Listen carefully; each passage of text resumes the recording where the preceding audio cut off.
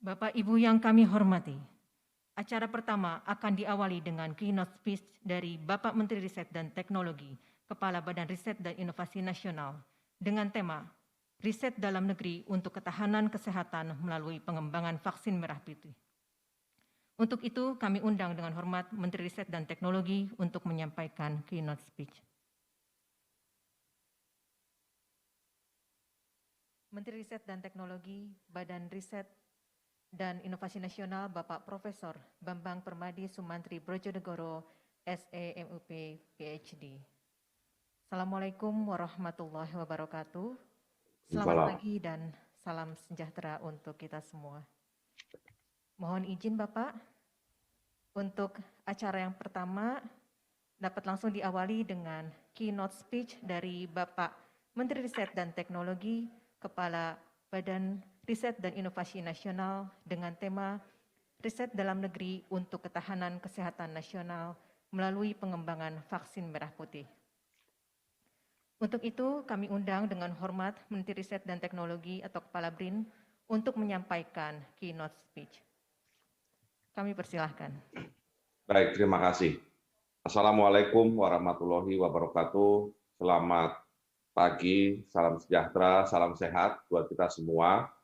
Yang terhormat Bapak Menteri Kesehatan, yang terhormat Ibu Kepala BPOM, beserta seluruh jajaran, serta para narasumber, para peneliti, dan Bapak Ibu sekalian peserta seminar yang berbahagia. Terima kasih atas undangan dari BPOM untuk membicarakan mengenai dukungan BPOM terhadap pengembangan riset vaksin, khususnya vaksin merah putih. Kita mengetahui semua bahwa penanganan pandemi COVID-19 tidak bisa dilaksanakan dengan cara biasa, tetapi harus melakukan beberapa hal yang extraordinary, ya, yang luar biasa. Luar biasa dalam pengertian kita belum paham seperti apa virusnya, dan kita juga belum paham seberapa cepat penularannya, keganasannya, sampai bagaimana mempertahankan tubuh kita terhadap virus COVID-19 tersebut. Ya. Nah, karenanya bulan Maret ketika kita pertama kali mengalami kasus 0102 yang ada di Kota Depok, Jawa Barat, kami di Kemenristek BRIN segera membentuk konsorsium riset dan inovasi COVID-19 yang pada dasarnya bukan konsorsium penelitian biasa. Karena kalau kita hanya bicara konsorsium penelitian, maka anggotanya hanya akan terbatas kepada para peneliti, baik dari perguruan tinggi maupun dari lembaga penelitian. Nah, kita memahami untuk menghadapi pandemi dengan cara yang extraordinary, mau tidak mau konsorsium ini harus langsung melibatkan dari awal, pertama tentunya pihak pemerintah sendiri, berbagai institusi pemerintah, Kementerian Ristek BRIN sendiri, Kementerian Kesehatan, Kementerian BUMN, dan juga tentunya BPOM sendiri.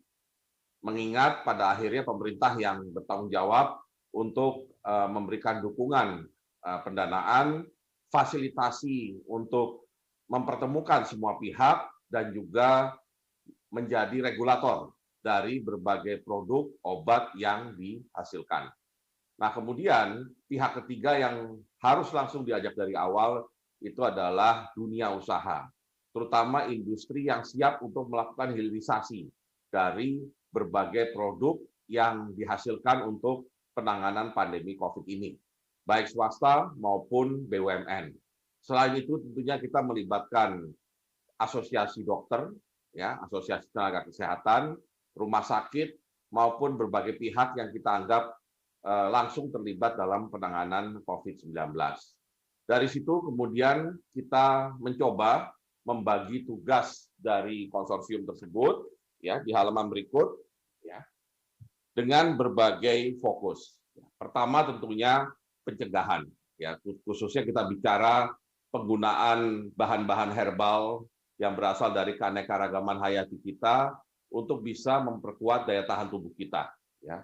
Dan tampaknya sudah saatnya Indonesia mempunyai, artinya menemukan atau menentukan kira-kira dari begitu banyak bahan herbal mana yang paling kuat untuk bertahan terhadap serangan virus COVID-19. Meskipun kita sudah mencoba mengembangkan beberapa bahan ya dari kayu putih, jahe, virgin coconut oil, tetapi tetap ada kebutuhan untuk mengetahui mana yang kira-kira paling kuat bisa mempertahankan daya tahan tubuh kita terhadap COVID-19.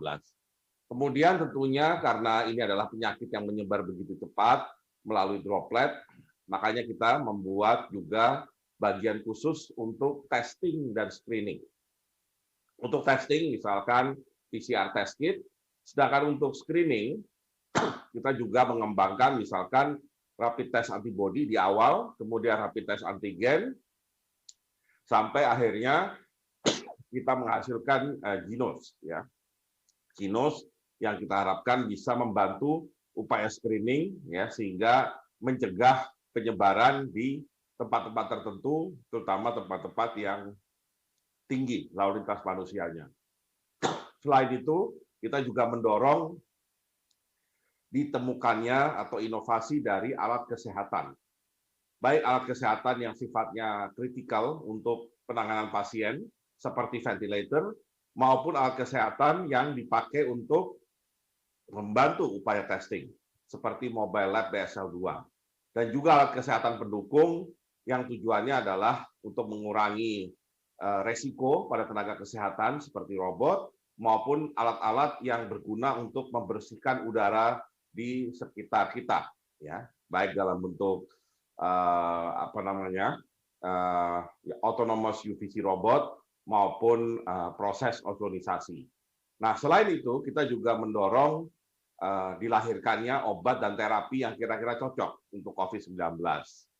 Untuk obat memang belum ada sesuatu yang barangkali clear atau yang jelas, tetapi untuk terapi paling tidak kita sudah makin paham mengenai plasma convalescent, di mana hasil dari penelitiannya menunjukkan donor yang terbaik adalah dari penyintas sedang ke berat, sedangkan penerima yang terbaik, artinya momen memberikan plasma itu adalah pada pasien yang kategori ringan ke sedang. Nah, disitulah plasma convalescent kita harapkan bisa mengurangi tingkat kematian. Selain itu juga ada mesenchymal stem cell yang diperkirakan juga bisa mengurangi resiko kematian pada pasien yang terkategori berat. Nah, selain itu, selain sosial humaniora, yang salah satunya juga untuk memahami bagaimana masyarakat, persepsi masyarakat terhadap vaksin, kita tentunya juga akhirnya harus mengembangkan riset mengenai vaksin COVID-19 sendiri. Betul, saat ini sudah ada beberapa produsen luar negeri dari perusahaan farmaseutical besar yang menghasilkan vaksin COVID-19 yang sudah didistribusikan, dijual ke berbagai negara di dunia. Ya, tentunya Bapak Ibu mengetahui nama-nama seperti Pfizer, AstraZeneca, sampai Sinovac, ya, sampai Gamaleya di Rusia. Tetapi Indonesia sebagai negara dengan penduduk 270 juta, dan kita juga punya berbagai penyakit menular lain, ya, selain COVID-19, terutama karena kondisi kita sebagai negara tropis, mau tidak mau kemandirian soal vaksin apapun, termasuk vaksin COVID-19 menjadi penting. Karena kembali lagi kita bicara 270 juta penduduk yang tentunya semuanya ingin hidup sehat. Ya.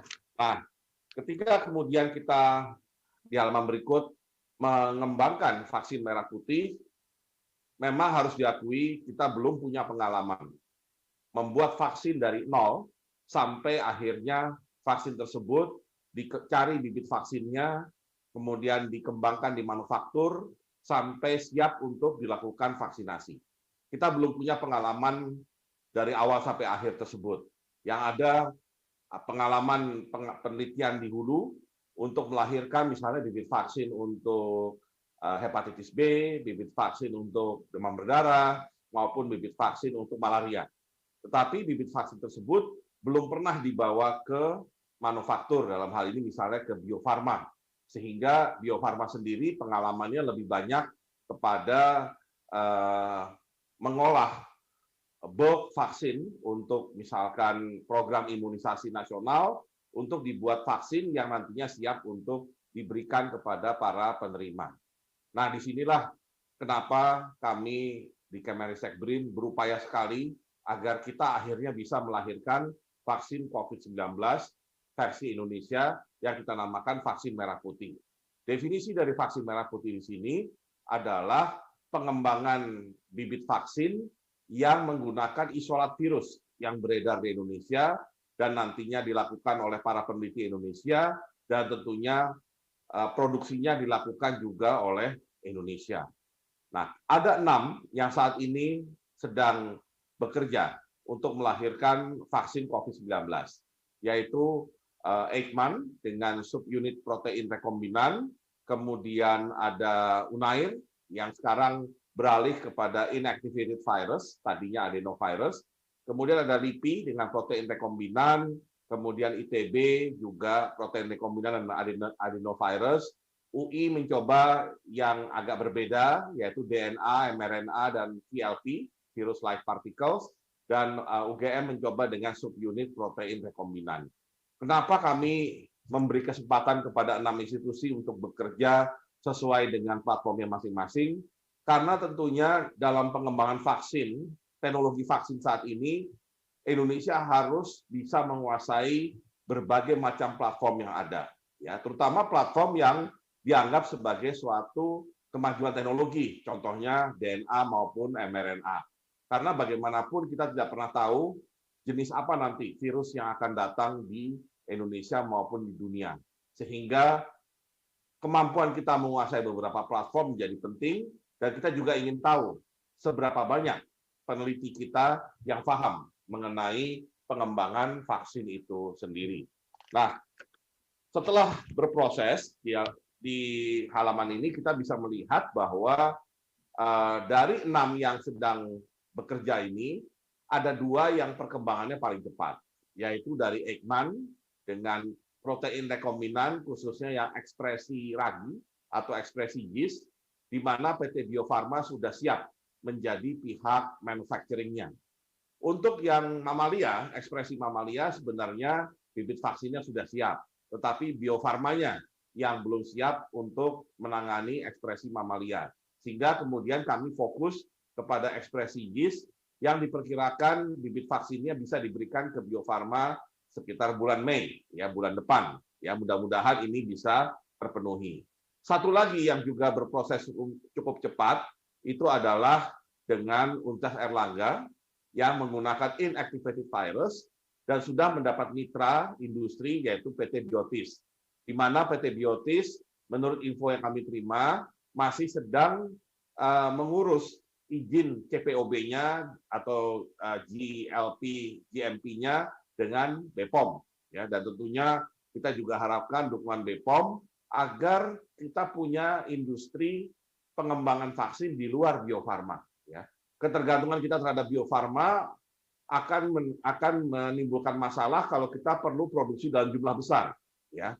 Kalau untuk imunisasi nasional mungkin masih mungkin, tetapi kalau sudah levelnya pandemi seperti ini, dan apalagi kalau kita ingin menjadikan vaksin atau kemandirian vaksin sebagai tujuan kita butuh tambahan industri. Karena itu di dalam proses ini, konsorsium vaksin yang kami bentuk juga membangun kerjasama dengan beberapa perusahaan di luar Bio Farma. Paling tidak perusahaan yang secara lisan maupun secara informal sudah menyampaikan keinginan untuk ikut terjun di dalam pengembangan vaksin manusia, seperti Biotis yang aslinya adalah perusahaan vaksin hewan, kemudian Temposcan Pacific yang Bapak Ibu tahu sebagai perusahaan farmasi yang cukup besar dan ingin mengembangkan industri vaksin itu sendiri, kemudian ada PT Kalbe Farma dan juga PT Daewoo. Ya, tentunya kesemuanya punya keinginan, tetapi juga mereka juga butuh kepastian bisnis model apa nanti yang mereka bisa kembangkan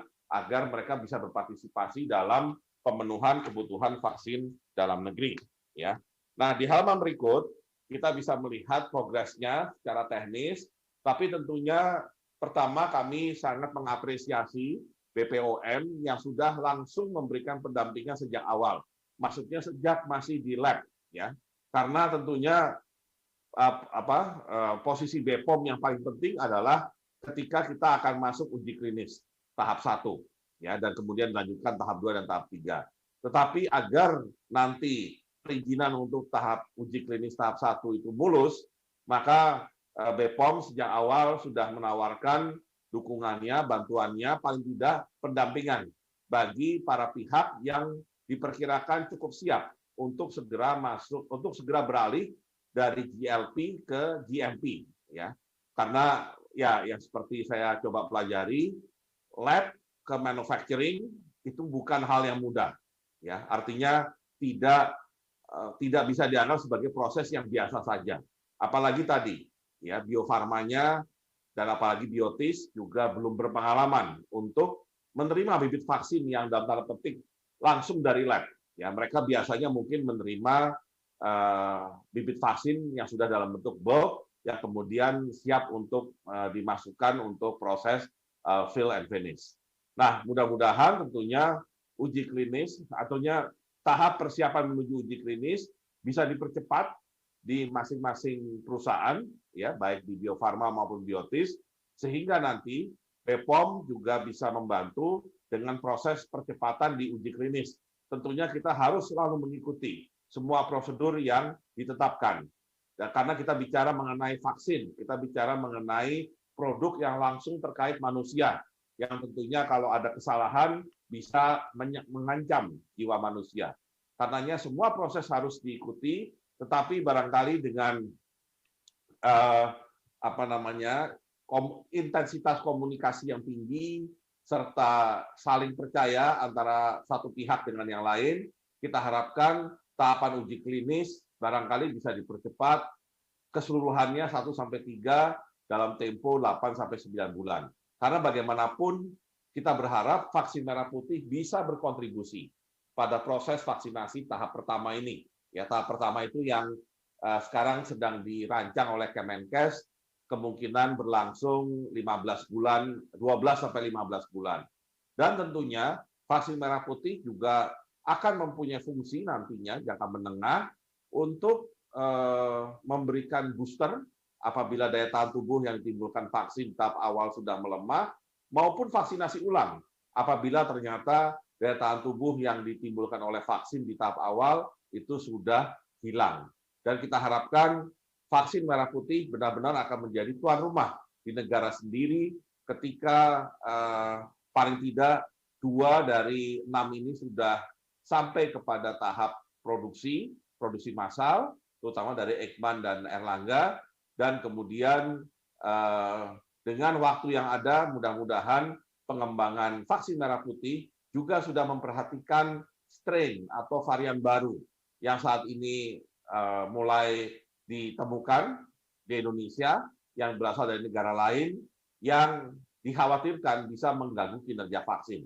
Meskipun sejauh ini dari analisa genomic surveillance melalui whole genome sequencing belum ditemukan adanya varian yang bisa mengganggu kinerja vaksin. Tapi kita nggak pernah tahu, ya, karena segala sesuatu sangat mungkin, sangat bisa terjadi, sehingga kita harus selalu waspada dan selalu harus mengupdate hasil penelitian kita agar selalu relevan dan selalu berguna bagi upaya kita untuk menjaga kesehatan masyarakat, serta upaya kita untuk benar-benar bisa mengendalikan pandemi ini dengan baik. Demikian yang bisa saya sampaikan, dan tentunya sekali lagi saya mengapresiasi kerjasama yang sangat baik selama ini antara berbagai pihak yang melakukan pengembangan vaksin di bawah koordinasi Kemenristek-Brin dengan BPOM dan tentunya Kementerian Kesehatan. Terima kasih. Wabillahi taufiq wal hidayah. Wassalamualaikum warahmatullahi wabarakatuh. Terima kasih kami sampaikan kepada Menteri Riset dan Teknologi, Kepala BRIN yang telah menyampaikan keynote speech.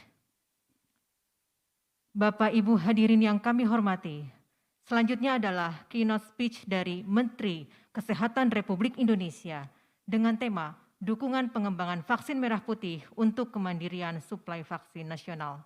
Untuk itu kami undang dengan hormat Menteri Kesehatan Republik Indonesia untuk menyampaikan keynote speech. Yang saya hormati Pak Menteri Ristek-Brin, Pak Kepala BPOM, serta rekan-rekan sekalian yang tidak bisa saya sebutkan satu persatu. Assalamualaikum warahmatullahi wabarakatuh. Salam sejahtera untuk kita semua. Mohon maaf saya masih dalam perjalanan sehingga menghadiri acara ini melalui daring.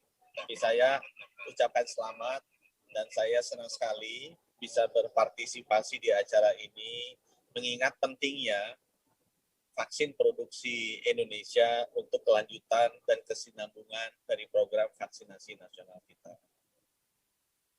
Bapak Ibu, saya baru di sektor kesehatan, ini adalah bulan ketiga saya bekerja di bidang ini.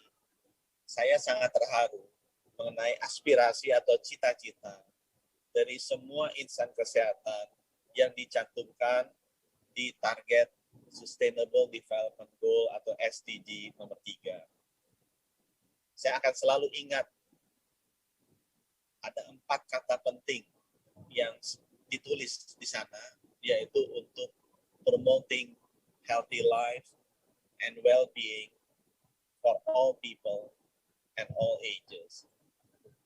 Jadi secara visionary sekali para insan kesehatan sudah memiliki mimpi bahwa tugas mereka di dunia ini adalah untuk bisa menyembuhkan orang yang sakit, menciptakan orang yang sehat untuk seluruh manusia.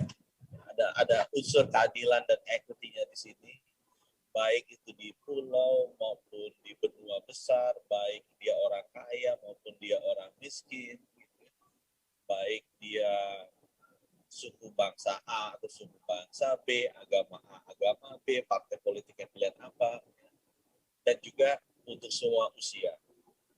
Jadi ada juga faktor epidemiologinya di sini. Karena kita tahu layanan kesehatan atau obat-obatan bagi orang berusia 5 tahun berbeda dengan orang berusia 50 tahun. Bagi wanita remaja berbeda dengan wanita yang lansia. Nah, 4 mimpi tersebut, bagaimana kita bisa menyembuhkan orang sakit, menciptakan orang sehat di seluruh umat manusia, bagi seluruh umat manusia dengan segala usia, merupakan mimpi yang sangat mulia. Dan saya rasa sangat pantas seluruh insan kesehatan menaruh itu sebagai target mereka di tataran global atau tataran dunia.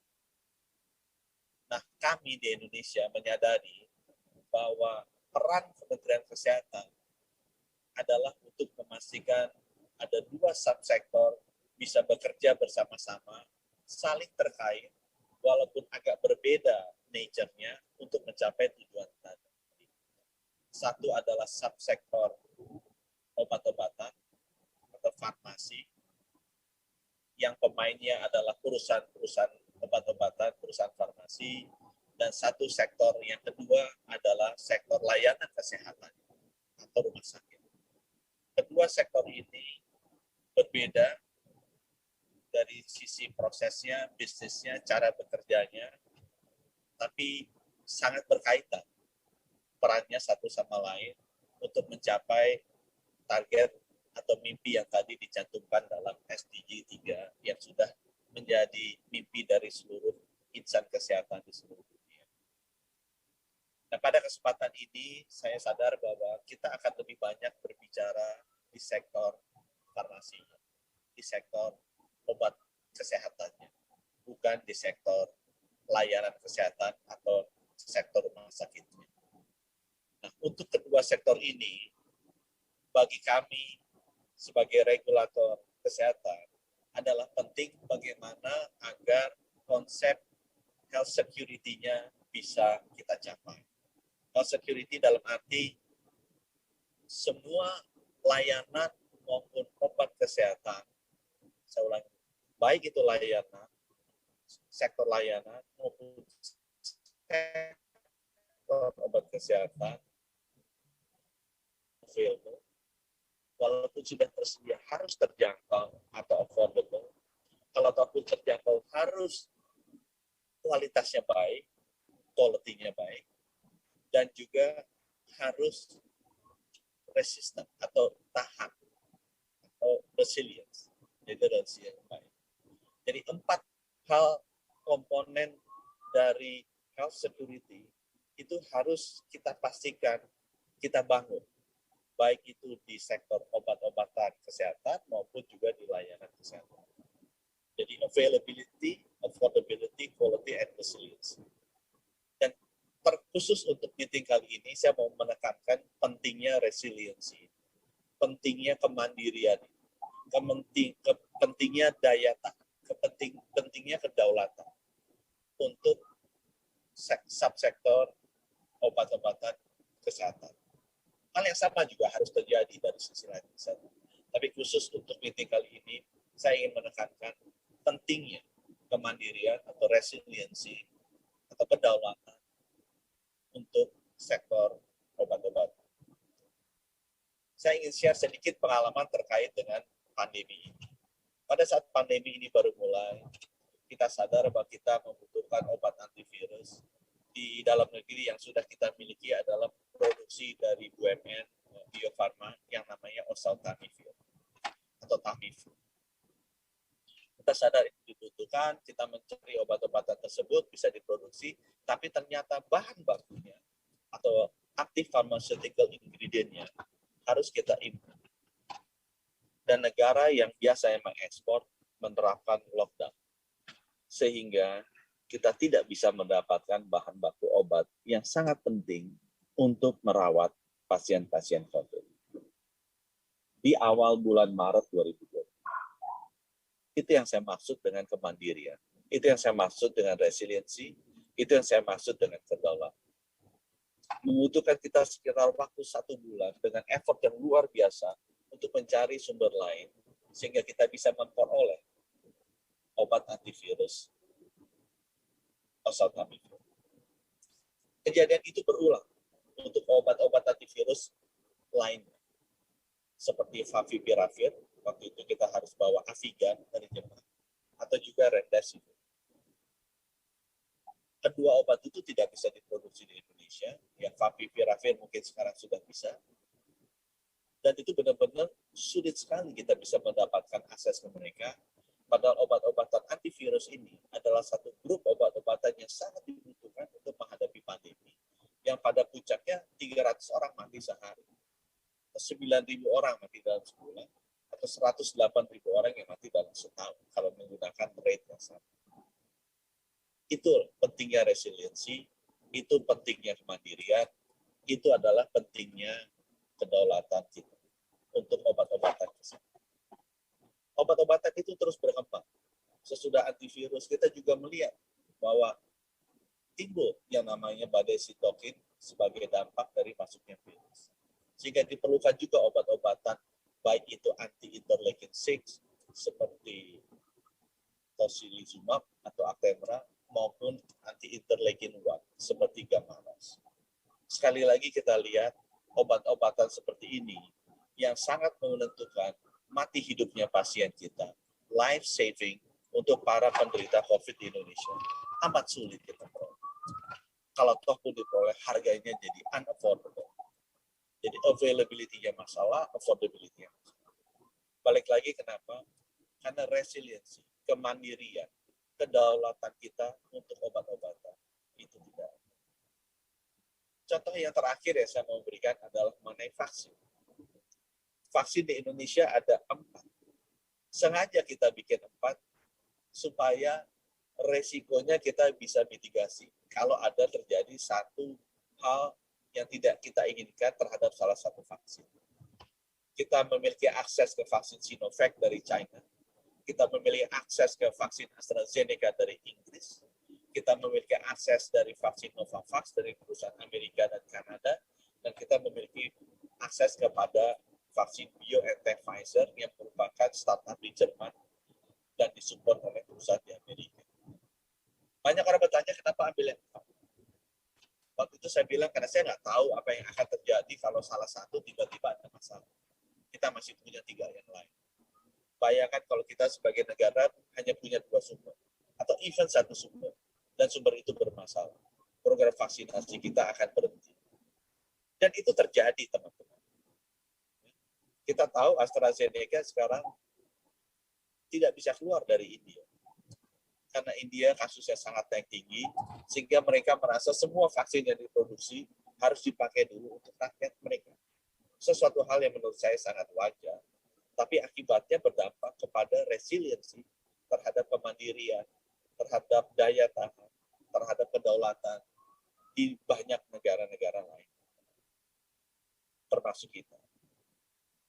Nah, oleh karena itu Bapak Ibu, sekali lagi saya sangat berterima kasih, saya sangat mendukung apapun yang ada yang bisa saya lakukan agar vaksin-vaksin asli buatan Indonesia ini bisa terlaksana.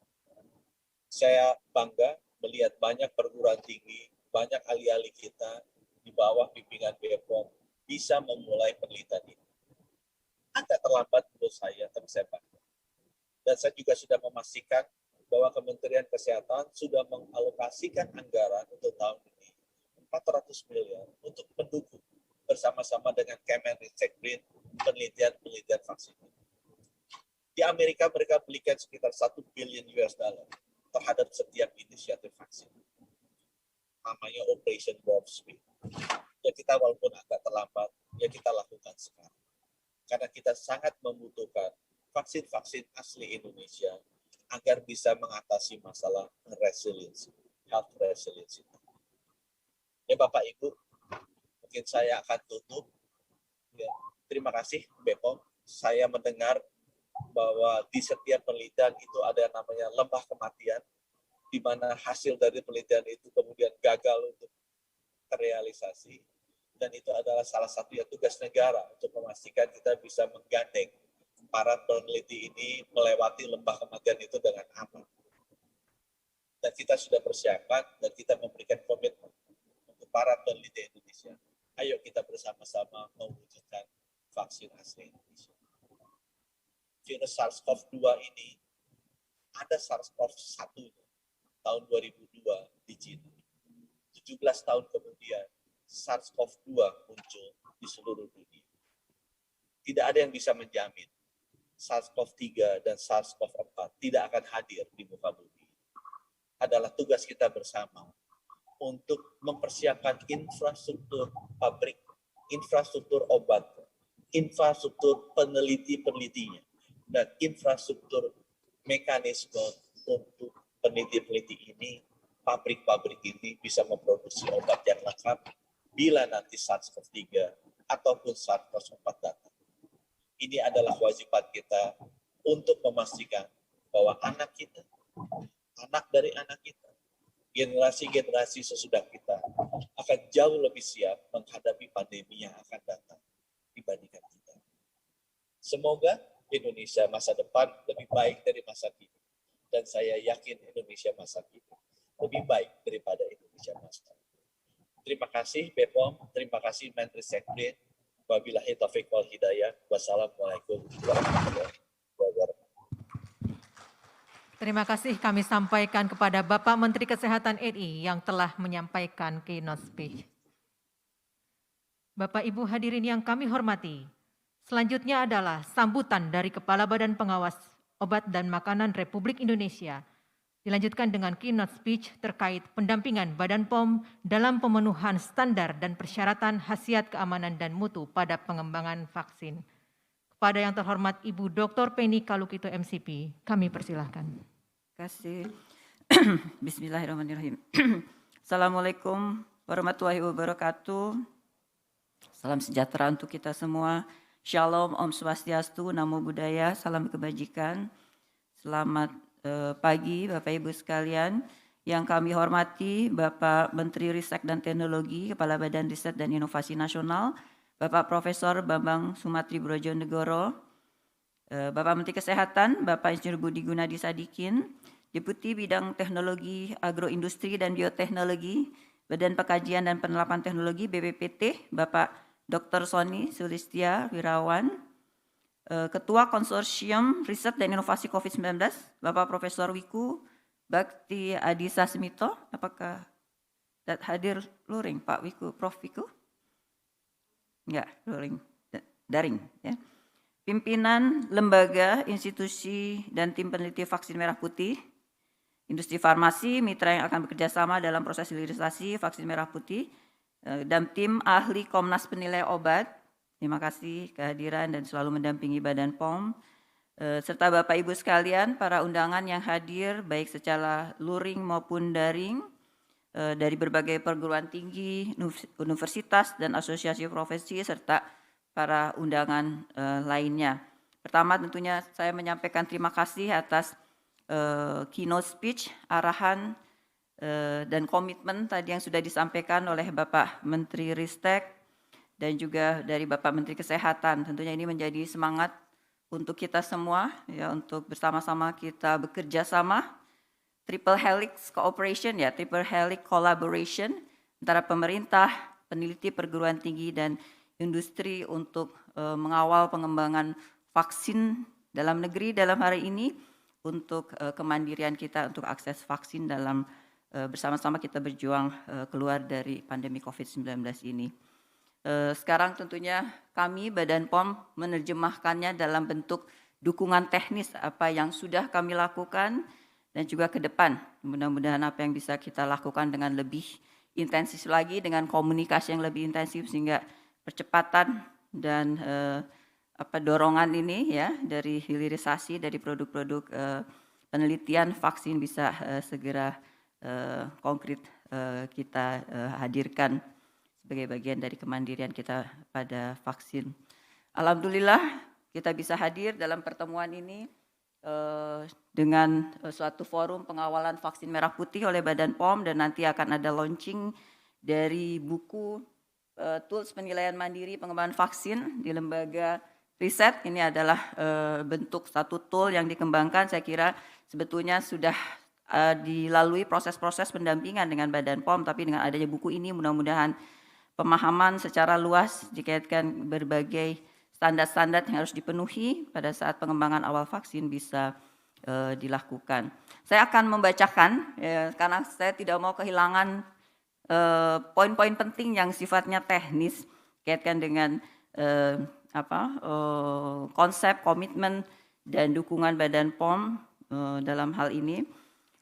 Kita semua menyadari, ya, bahwa ini semua adalah bagian dari semangat kita mendukung riset dan inovasi yang telah dicanangkan sejak Inpres nomor 6 tahun 2016 tentang percepatan pengembangan industri farmasi dan alat kesehatan, dan kemudian diterbitkannya Permenkes nomor 17 tahun 2017 tentang rencana aksi pengembangan industri farmasi dan alat kesehatan, dan kemudian juga ada Kemenko PMK surat keputusan nomor 23 tentang satuan tugas percepatan dan pengembangan dan pemanfaatan produk biologi. Saya kira ini inisiatifnya juga dari Badan POM untuk memprioritaskan pendampingan pengembangan produk biologi, salah satunya adalah vaksin. Jadi ini adalah sebetulnya komitmen Badan POM yang sudah lama kami lakukan, ya, untuk menerjemahkan Impres nomor 6 tentang kemandirian obat dan vaksin dan produk biologi pada khususnya, yang ternyata memang kita menghadapi permasalahan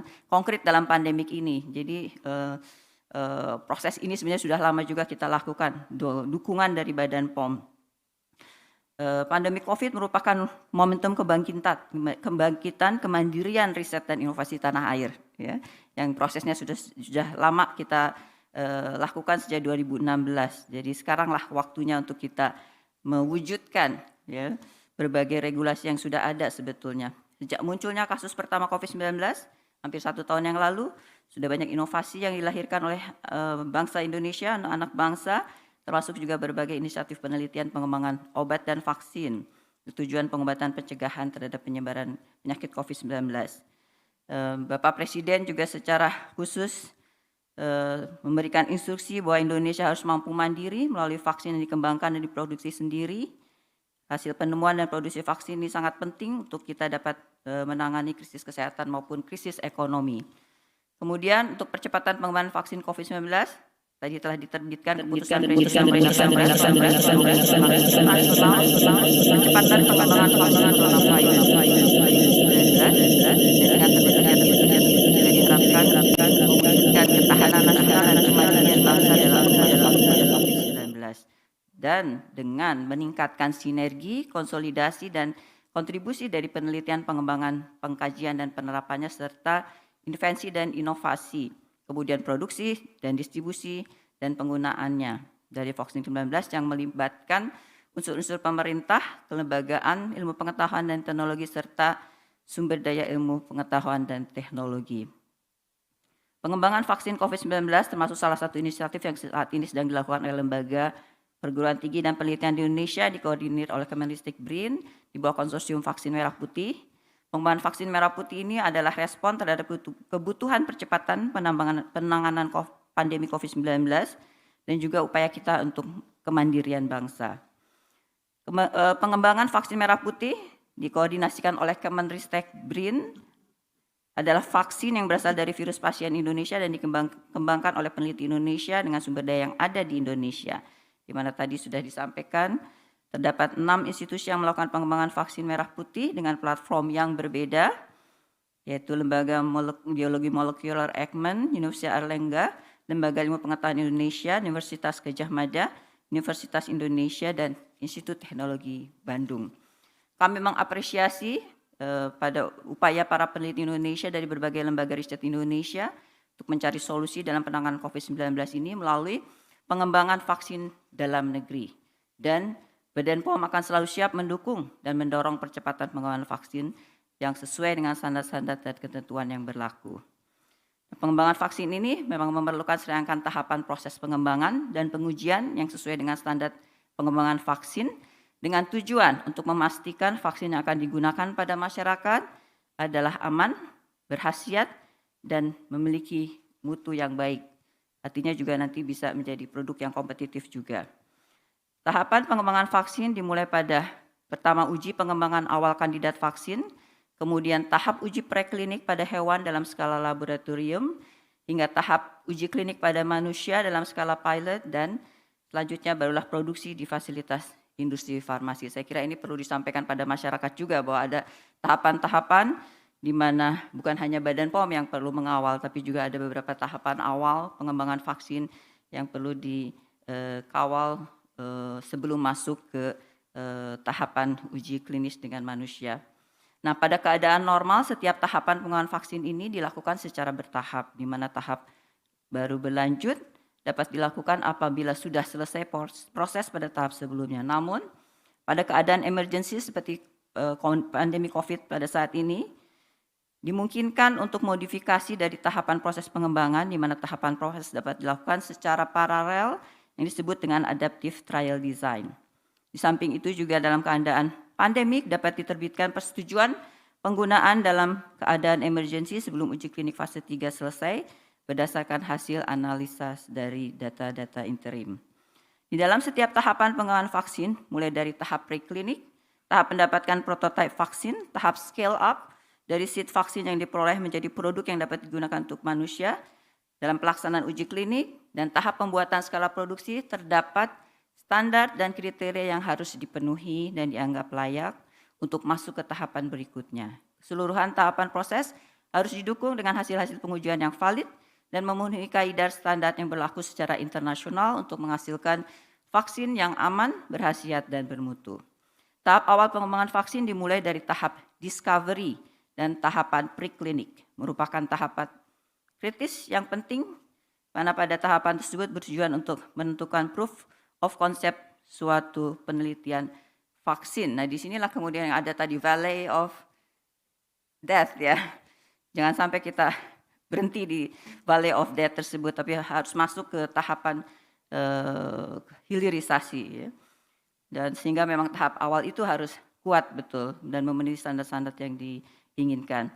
Keberhasilan pada tahap awal akan menjadi dasar untuk pengembangan berikutnya.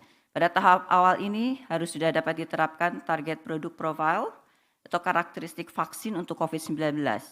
Selain daripada itu, tahapan preklinik harus dapat membuktikan bahwa suatu kandidat vaksin harus aman dan memiliki potensi dalam menghasilkan respon imun pada beberapa spesies hewan uji, termasuk juga model hewan yang memiliki kemiripan dengan manusia untuk dapat memperkirakan efeknya pada manusia. Standar yang diterapkan pada tahapan pengembangan awal dan uji preklinik harus memenuhi persyaratan Good Laboratory Practice (GLP). Bapak Ibu sekalian, hadirin yang kami hormati, tahapan selanjutnya dalam proses hilirisasi penelitian kandidat vaksin dari bibit vaksin masih diperlukan penyesuaian-penyesuaian untuk dapat dilakukan proses pada fasilitas skala industri yang dikenal dengan istilah upscaling. Proses hilirisasi ini menyangkut transfer teknologi dan metode pengujian serta proses pembuatan working seed hingga produk vaksin yang nantinya siap untuk digunakan pada tahap uji klinik di manusia. Semua tahapan tersebut harus memenuhi standar Good Manufacturing Practice (GMP) atau cara produksi obat yang baik untuk proses pembuatan vaksin yang akan digunakan pada manusia. Dengan pemenuhan standar GLP dan GMP pada tahap awal, maka kandidat vaksin yang diperoleh dapat layak dan aman digunakan sebagai produk uji klinik pada manusia. Setelah tahapan preklinik dilaksanakan dan mendapatkan kandidat vaksin yang layak digunakan uji klinik pada manusia, maka baru dapat dilaksanakan uji klinik untuk mendapatkan data dukung khasiat dan keamanan vaksin. Pelaksanaan uji klinik fase 1, fase 2, dan fase 3 harus memenuhi standar Good Clinical Practice atau cara uji klinik yang baik agar dapat memberikan pembuktian bahwa vaksin aman dan berkhasiat. Peran Badan POM sebagai badan regulator di bidang pengawasan obat dalam proses pengembangan vaksin ini adalah dengan melakukan pengawasan dalam pelaksanaan uji klinik, mulai dari pemberian persetujuan pelaksanaan uji klinik dan juga melakukan pengawasan melalui kegiatan inspeksi uji klinik agar sesuai dengan standar Good Clinical Practice. Hasil uji klinik dapat memberikan data keamanan dan khasiat vaksin yang akan dihasilkan. Untuk mendukung proses produksi vaksin agar memiliki mutu yang sesuai dengan persyaratan, maka semua proses produksi harus memenuhi standar Good Manufacturing Practice atau cara produksi obat yang baik. Badan POM memberikan pendampingan agar sarana produksi baik di lembaga riset maupun di industri farmasi dapat memenuhi standar GMP serta memberikan sertifikasi pada sarana produksi. Bentuk-bentuk pendampingan ini antara lain dengan desk consultation, dengan inspeksi, dan biasanya Badan POM nanti akan memberikan temuan-temuan ya, yang nanti tentunya dengan jelas diberikan keterangan apa yang harus dilakukan. Kemudian dalam bentuk nanti CAPA, CAPA itu adalah correction action, preventive action yang harus diperbaiki oleh tim peneliti atau fasilitas penelitian harus kembali ke Badan POM. Nah, saya kira kalau tahapan-tahapan tersebut diikuti dengan baik, saya kira harusnya percepatan pengembangan vaksin itu bisa kita lakukan dengan sebaik-baiknya, dengan bekerja sama dengan baik. Bapak Ibu sekalian yang kami hormati, dalam mendukung hilirisasi produk hasil riset vaksin, Badan POM melakukan pendampingan mulai pendekatan regulatori dan pembinaan. Antara lain, pertama tadi melakukan pendampingan terhadap peneliti baik di lembaga penelitian maupun di perguruan tinggi agar dapat memenuhi persyaratan registrasi dan sertifikasi fasilitas untuk tahap persiapan dalam meregistrasikan produk sehingga dapat diperoleh izin edar. Kedua, Badan POM melakukan review terhadap regulasi dan pedoman untuk menyesuaikan dengan tuntutan kebutuhan dari lingkungan strategis yang terkini. Review terhadap jalur atau skema dalam perizinan untuk memfasilitasi hilirisasi, penerbitan persetujuan dengan persyaratan atau conditional approval sebagai skema percepatan dalam hilirisasi hasil penelitian. Upaya lain untuk percepatan adalah dengan proses paralel untuk sertifikasi, fasilitas produksi, dan proses registrasi produk. Diharapkan hal ini dapat mengurangi waktu yang diperlukan untuk melaunch sebuah produk hasil penelitian ya, menjadi produk yang diproduksi massal. Dalam upaya percepatan pengembangan vaksin merah putih, Badan POM telah melakukan pengawalan, yaitu membuat usulan roadmap perkiraan pengembangan vaksin yang diserahkan kepada Kemenristek BRIN pada bulan Agustus 2020, kemudian dilakukan sosialisasi mengenai regulasi pengembangan vaksin dan proses emergency authorization kepada para peneliti Indonesia, termasuk di dalamnya adalah para pengembang vaksin merah putih, asistensi pengembangan vaksin untuk vaksin yang dikembangkan oleh lembaga Eijkman, UI, dan Universitas Erlangga. Terkait dengan pemenuhan Good Laboratory Practice juga di lembaga penelitian, Badan POM telah mengintroduce suatu pedoman WHO tentang Good Laboratory Practice kepada para peneliti vaksin merah putih agar hasil uji yang dilakukan pada tahapan pengembangan awal dapat dipastikan validitasnya. Pengembangan vaksin merah putih ini merupakan implementasi dari sinergi triple helix yaitu kerjasama pemerintah, kementerian lembaga, perguruan tinggi, dan industri sebagai upaya bersama mengatasi COVID-19. Komunikasi antara peneliti dengan industri farmasi juga sudah harus mulai dilakukan sejak awal untuk mempercepat kesiapan proses produksi dan pengadaan vaksin merah putih. Pada kesempatan yang berbahagia ini, kami juga menghimbau kepada para peneliti dan industri farmasi dan pihak terkait dalam pelaksanaan pengadaan vaksin COVID-19, khususnya vaksin merah putih ini, untuk senantiasa memenuhi semua ketentuan sejak awal penelitian di laboratorium hingga dilaksanakannya uji klinik di manusia, agar seluruh data yang diperoleh dapat menjadi dasar keputusan yang baik untuk kepentingan kesehatan masyarakat secara luas. Dalam hal ini, Badan POM telah menyusun tool penilaian mandiri pengembangan vaksin di lembaga riset yang merupakan tools yang dapat digunakan sebagai kawalan bagi lembaga riset atau perguruan tinggi dalam pemenuhan, pertama, sistem manajemen mutu, kemudian fasilitas laboratorium, ketiga, proses pengembangan produk, dan hingga pembuatan produk skala laboratorium. Tools ini dapat digunakan untuk penilaian mandiri agar dapat diketahui hal-hal yang masih menjadi gap, kesenjangan, sehingga perlu diperbaiki sebelum melangkah lebih lanjut ke tahap pengujian secara klinis pada manusia. Maka dalam kesempatan ini kami secara resmi akan merilis buku tool penilaian mandiri pengembangan vaksin di lembaga riset yang juga dapat diakses pada website Badan Pengawas Obat dan Makanan. Badan POM akan terus berkomitmen untuk mendukung penanganan COVID-19 dengan percepatan akses dan kesediaan vaksin melalui pengawalan pengembangan vaksin, peningkatan pengawasan vaksin yang beredar, yang memenuhi standar dan persyaratan keamanan, khasiat, dan mutu produk dalam rangka perlindungan kesehatan masyarakat di masa pandemi COVID-19. Demikian yang dapat saya sampaikan, semoga upaya kita mendapatkan ridho dan berkah dari Allah yang Maha Pengasih dan Penyayang, dan Indonesia dapat bangkit segera dari pandemi COVID-19, serta kita semua dapat beraktivitas dan produktif seperti sedia kala. Salam sehat untuk kita semua. Terima kasih. Wassalamualaikum warahmatullahi wabarakatuh. Terima kasih kepada Ibu Kepala Badan POM yang telah menyampaikan sambutan dan keynote speech. Kami harapkan perkenan Ibu untuk tetap di tempat untuk launching buku yang telah disusun oleh Badan POM terkait tools penilaian mandiri pengembangan vaksin di lembaga riset. Bapak Ibu hadirin yang kami hormati, launching ini akan ditandai secara simbolis dengan menekan tombol yang telah disediakan oleh Ibu Kepala Badan POM dan didampingi oleh Kepala Lembaga Biologi Molekuler Eijkman, Bapak Profesor Dr. Amin Subandrio, PhD, SPMK, kemudian Deputi Bidang Teknologi Agroindustri dan Bioteknologi, Bapak Dr. Sony Aswirawan, MM. Kami persilahkan kepada Prof. Amin dan Bapak Dr. Sony untuk naik ke atas. Mohon perkenan Ibu, kami hitung mungkin ya, hitung mundur. Dalam hitungan mundur, 3, 2, 1. Ya, tepuk tangan yang meriah untuk launching buku Tools Penilaian Mandiri Pengembangan Vaksin di Lembaga Riset. Tools Penilaian Mandiri Pengembangan Vaksin di Lembaga Riset.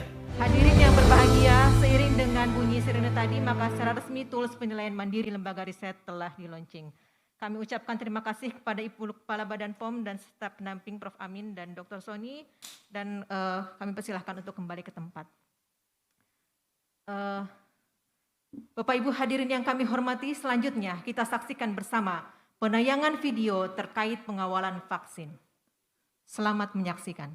Pengawalan Badan POM dalam pengembangan vaksin merah putih menuju kemandirian vaksin untuk ketahanan bangsa.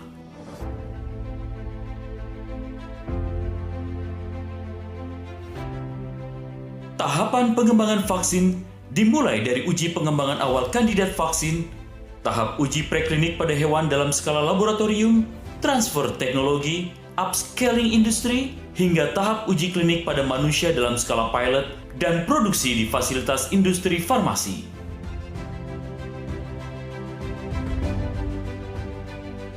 Pandemi COVID-19 memunculkan banyak inisiatif pengembangan obat dan vaksin sebagai respon terhadap kebutuhan percepatan penanganan pandemi COVID-19 dan sebagai upaya menuju kemandirian bangsa. Indonesia melalui 6 lembaga penelitian dan perguruan tinggi di bawah koordinasi Kementerian Riset dan Teknologi, Badan Riset dan Inovasi Nasional, melakukan pengembangan vaksin merah putih. Pengembangan vaksin merah putih merupakan implementasi sinergi triple helix antara pemerintah, Kementerian Riset dan Teknologi, Badan Riset dan Inovasi Nasional, Kementerian Kesehatan, dan Badan POM, akademisi atau lembaga riset, dan industri farmasi. Setiap tahapan pengembangan vaksin harus memenuhi standar. Good Laboratory Practice atau GLP, standar yang diterapkan pada tahap pengembangan awal dan uji preklinik. Good Manufacturing Practices atau GMP, atau cara produksi obat yang baik atau CPOB, standar yang diterapkan pada proses pembuatan vaksin untuk manusia. Good Clinical Practice atau GCP, atau cara uji klinik yang baik atau CUKB, standar yang diterapkan pada tahap uji klinik fase 1, fase 2, dan fase 3.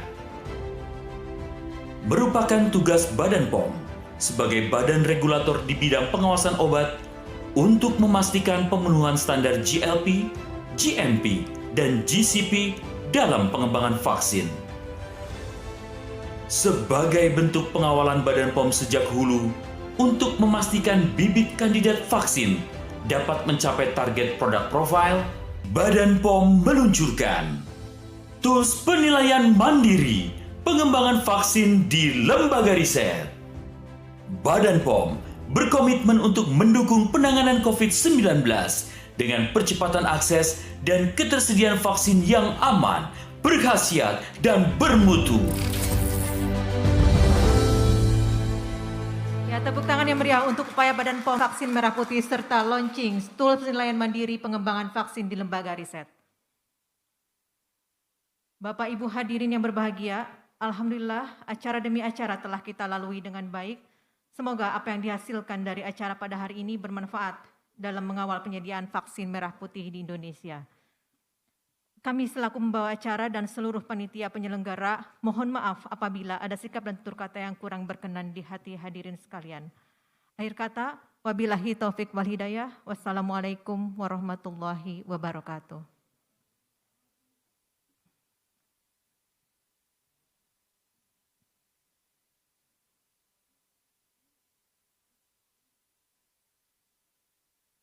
Pengawalan Badan POM dalam pengembangan vaksin merah putih menuju kemandirian vaksin untuk ketahanan bangsa.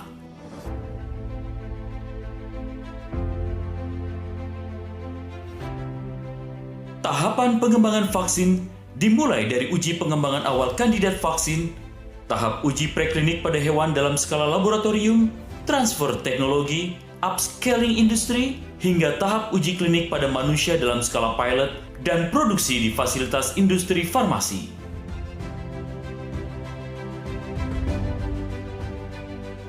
Pandemi COVID-19 memunculkan banyak inisiatif pengembangan obat dan vaksin sebagai respon terhadap kebutuhan percepatan penanganan pandemi COVID-19 dan sebagai upaya menuju kemandirian bangsa. Indonesia melalui 6 lembaga penelitian dan perguruan tinggi di bawah koordinasi Kementerian Riset dan Teknologi, Badan Riset dan Inovasi Nasional, melakukan pengembangan vaksin merah putih. Pengembangan vaksin merah putih merupakan implementasi sinergi triple helix antara pemerintah, Kementerian Riset dan Teknologi, Badan Riset dan Inovasi Nasional, Kementerian Kesehatan, dan Badan POM, akademisi atau lembaga riset, dan industri farmasi. Setiap tahapan pengembangan vaksin harus memenuhi standar. Good Laboratory Practice atau GLP, standar yang diterapkan pada tahap pengembangan awal dan uji preklinik. Good Manufacturing Practices atau GMP, atau cara produksi obat yang baik atau CPOB, standar yang diterapkan pada proses pembuatan vaksin untuk manusia. Good Clinical Practice atau GCP, atau cara uji klinik yang baik atau CUKB, standar yang diterapkan pada tahap uji klinik fase 1, fase 2, dan fase 3. Merupakan tugas Badan POM sebagai badan regulator di bidang pengawasan obat untuk memastikan pemenuhan standar GLP, GMP, dan GCP dalam pengembangan vaksin. Sebagai bentuk pengawalan Badan POM sejak hulu untuk memastikan bibit kandidat vaksin dapat mencapai target product profile, Badan POM meluncurkan tools penilaian mandiri pengembangan vaksin di lembaga riset. Badan POM berkomitmen untuk mendukung penanganan COVID-19 dengan percepatan akses dan ketersediaan vaksin yang aman, berkhasiat, dan bermutu.